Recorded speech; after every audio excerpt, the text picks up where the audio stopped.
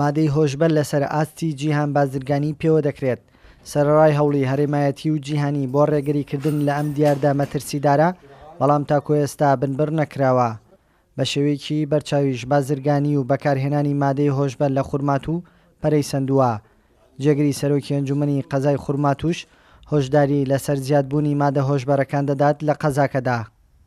یەواشەواش زۆرەوێ تەسیری گەنجەکانی کردە، مافیات ئەسابات ئیشەکان ئاخر فترە خەوەرتان بی دووسێ نەفەریان گرت لە یعنی ئەمە یەک شەڕیەکە، شەڕی عەقایدی نییە، شەڕی حیزبی نییە، شەڕی قەومی نییە، شەڕی تەدمیر ئیجتیماعیە.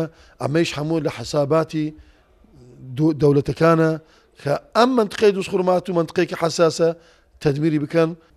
قایمقامی خورمات و ئاشکرای دەکات هەنگاوی جۆرا و جۆر نراوەتە بەر بۆ ڕێگریکردن لە تەشەنە سندنی مادە هۆشبەرەکان لە شارەکەدا و چەندین بازرگانیش دەستگیر کراوە. إرهاب أكوجي يك نفر دو نفر حاليا مخدرات تدميري كمجتمع بو 100 سال تأثيري هي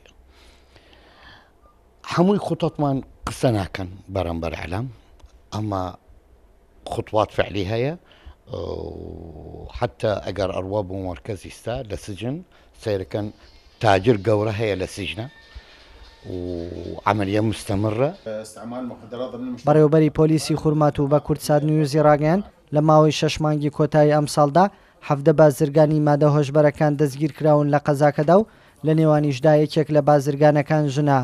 بەڕێوەبەری پۆلیسەوەشی ئاشکرا کرد کە بەشێک لە بازرگانەکان سزا دراون و لە زیندان و بەشێکی دیکەشان تاکو ئێستا لە لێکۆڵینەوەدان. طبعا قمنا بمجموعة إجراءات احنا ضمن الست اشهر الماضية، حيث قمنا بإلقاء القبض على مجموعة كبيرة من تجار وموزعين مخدرات.